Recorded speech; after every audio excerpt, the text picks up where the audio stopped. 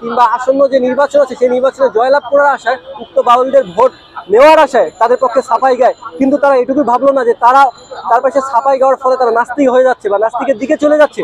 যে গতকালকে এখানে বাউল সমাবেশ হয়েছে, আমি যে স্থানটা দাঁড়িয়ে আছি সেখানে হচ্ছে ছাত্রদলের একজন ভাইও এসে উক্ত বাউলের মুক্তি দাবি চেয়েছেন এবং তার পক্ষে ছাপাই গেছেন। আপনারা সবাই ইতিমধ্যে অবগত রয়েছেন যে একজন বাউল আমাদের হচ্ছে সবার প্রিয় আল্লাহ তাআলাকে নিয়ে হচ্ছে কটূক্তি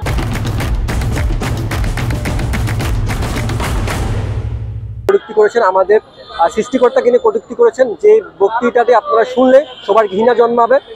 সেই জায়গা থেকে সাম্প্রতিক অনেকগুলো ইস্যু সামনে এসেছে, বিভিন্ন রাজনৈতিক দল তাদের পক্ষে ছাপাই গেছেন এবং উক্ত বাউলকে মুক্ত করার জন্য এমনকি তারা মশাল মিছিল পর্যন্ত করেছেন। সেই জায়গা থেকে আমাদের অবস্থান ক্লিয়ার করার জন্য আজকে আমরা আমাদের এই প্রতিবাদ সমাবেশ করেছি। আমরা এই জায়গা থেকে স্পষ্টভাবে বলতে চাই যে বাংলাদেশে প্রায় 90 থেকে 95% মানুষ মুসলিম। সেই জায়গাতে এরকম একটা ধর্মপ্রাণ মুসলমানের দেশে কিভাবে একজন হচ্ছে মহান আল্লাহ তাআলাকে নিয়ে কটূক্তি করে এবং মুসলিমরা আবার সামান্য ভোটের আশায় কিংবা আসন্ন যে নির্বাচন আছে সেই নির্বাচনে জয়লাভ করার আশায় উক্ত বাউলদের ভোট নেওয়ার আশায় তাদের পক্ষে ছাপাই গায়, কিন্তু তারা এটুকু ভাবলো না যে তার পাশে ছাপাই গাওয়ার ফলে তারা নাস্তিক হয়ে যাচ্ছে বা নাস্তিকের দিকে চলে যাচ্ছে। তারা এই জিনিসটা একবারও ভাবলো না। তার সবার আগে ভাবা উচিত ছিল পাবলিক পালস না, তোমাকে আগে ভাবতে হবে যে পরবর্তীতে তোমার কোন জীবনটা আছে সেটা তোমাকে ভাবতে হবে। এক্ষেত্রে তোমার অবশ্যই বা তাদের অবশ্যই স্ট্যান্ড নেওয়া উচিত ছিল যে ইসলামের পক্ষে। তারা এটা বিবৃতি দিতে পারতো যে বাউল দোষী তাকে শাস্তি আওতায় আনেন এবং একজনের দায় দিয়ে অন্যজনের উপর আঘাত না আনে, এই স্ট্যান্ডে নিতে পারতো। আপনারা দেখবেন যে গতকালকে হচ্ছে বিপ্লবী ছাত্রমূর্তি কি এরকম একটা সংগঠন আছে ঢাকা বিশ্ববিদ্যালয়ে, যাদের ম্যাক্সিমামে হচ্ছে আমরা বলি বামপন্থী, আর যদি এলিট ক্লাসে বলতে চান তাহলে শাহবাগী, ঠিক আছে।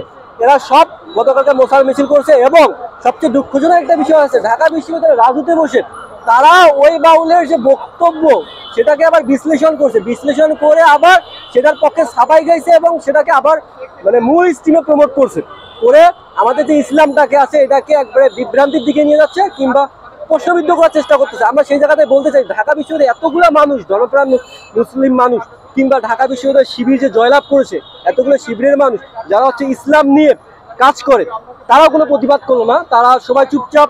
এমনকি আপনারা দেখবেন যে গতকালকে এখানে বাউল সমাবেশ হয়েছে, আমি যে স্থানটা দাঁড়িয়ে আছি সেখানে হচ্ছে ছাত্রদলের একজন ভাইও এসে উক্ত বাউলের মুক্তি দাবি চেয়েছেন এবং তার পক্ষে ছাপাই গেছে। এক্ষেত্রে আমাদের সবচেয়ে বেশি কষ্ট হয় যে নির্বাচন কেন্দ্রিক আপনারা ধর্মটাকে বিক্রি করে দিচ্ছেন বা ধর্ম বিক্রি করে যা ইচ্ছা করতে যাচ্ছেন। আমরা এই জায়গা থেকে আমরা মুসলিমরা বলতে চাই যে আমাদের মানে অবস্থান একদম ক্লিয়ার। যারা হচ্ছে ধর্মের বিপক্ষে যাবেন বা ইসলামের বিপক্ষে যাবেন আমরা তাদেরকে বয়কট করতে ন্যূনতম চিন্তা করব না, আমরা অবশ্যই তাদেরকে বয়কটে ডাক দিব। আমরা এই জায়গায় একটা জিনিস স্পষ্ট বলি যে আমরা মুসলিমরা কিন্তু দেখবেন কখনো হিন্দু কিংবা অন্য সম্প্রদায় কখনো কটূক্তিমূলক কোনো বক্তৃতা দেই নাই। জীবনে দেখবেন না যে কোনো মুসলিম বললাই যে আমরা হিন্দুকে রাখবো না বাংলাদেশ, এরকম কোনো দিন কখনো বলে নেন। কিন্তু বারবার কেন তারা, এর আগেও অনেকবারই হয়েছে কয়েকটা ঘটনা, বারবার কেন তারা শুধু ইসলামটাই কটূক্তি করে, ইসলামটাকে নিয়ে বিভ্রান্তি সৃষ্টি করে। এর বাইরেও হচ্ছে ঢাকা বিশ্ববিদ্যালয়ে দেখবেন যে মাঝে মাঝে হচ্ছে কি বলে সমকামিতা প্রমোট করা হয়। আসলে আমাদের দেশের ইসলামটা যাচ্ছে কোথায়? আপনারা সবাই জানেন যে বাংলাদেশের বিভিন্ন শিক্ষা প্রতিষ্ঠানগুলোতে হচ্ছে শিবির জয়লাভ করেছে। তারা হচ্ছে জয়লাভ করার পর হচ্ছে বিভিন্ন রকম হচ্ছে ধর্মীয় প্রোগ্রাম করেছে, বিভিন্ন রকম ইসলামিক মাইন্ডের প্রোগ্রাম করেছে, কিন্তু গতকালকের যে ইস্যুটা এই ইস্যুটি কিন্তু তারা কোনো রকম কোনো বিবৃতি দেয়নি। এক্ষেত্রে আমাদের সন্দেহ যে আপনারা ধর্ম ব্যবসা করে ভোট চাচ্ছেন, কিন্তু আপনারা কি আসলে ধর্মটাকে রক্ষা করতে পারছেন বা আসলে কি আপনার ধর্মটাকে রক্ষা করতেছেন? এই জায়গাটা আপনারা একটু কাইন্ডলি ক্লিয়ার করেন যে আপনার এত একটি ইস্যু গেলে আপনার কোনো বিবৃতি কোনো বিক্ষোভ কিচ্ছু নাই। আর হলে আপনারা মানে ধর্মের দোহাই দিয়ে ভোট চাচ্ছেন বা মাঠ পর্যায়ে গিয়ে আপনারা বলতেছেন যে মানে তারা বলতেছে কিনা জানি না, বাট অনেকের সামনে এটা উপস্থাপন হচ্ছে বা অনেকে এটা বলতেছে, সামনে চলে আসতেছে যে আপনারা ধর্মের দোহাই দিয়ে ভোট চান নাকি ভোট দিলেই জান্নাত।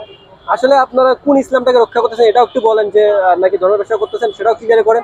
আর এর বাইরে হচ্ছে আপনার এনসিপির একটা বিষয় দেখেছেন, আমরা সেই জায়গায় এনসিপি পুরো বিবৃতিটা ক্লিয়ার না, আমরা চাইবো যে এনসিপি যে বার্তা দিয়েছেন একটু জনগণের মাঝে ক্লিয়ার করুন, কারণ জুলাই গণঅভ্যুত্থানের পর তাদের উপর মানুষের আলাদা একটা আকাঙ্ক্ষা রয়েছে। তারা যদি আবার এই পাল্লায় পা দেয় দিয়ে যদি আবার হচ্ছে ইসলামটাকে মানে ভোটের জন্য হচ্ছে ইসলামের বিরুদ্ধে চলে যায়, তাহলে কিন্তু ভাই যে মানুষ তাদেরকে নিয়ে যে আকাঙ্ক্ষা দেয় সেটা মনে হয় তাদের পূরণ হবে। আর সর্বোপরি আমাদের চাওয়া একটাই থাকবে যে ব্যক্তি জড়িত তাকেই শুধু আইনের আওতায় নাও, উক্ত ব্যক্তির জন্য মব ক্রিয়েট করে অন্য কাউকে বা অন্য কোনো গোষ্ঠীকে যেন হামলা করা না হয়, এই বিষয়টা আমাদের সজাগ থাকতে হবে।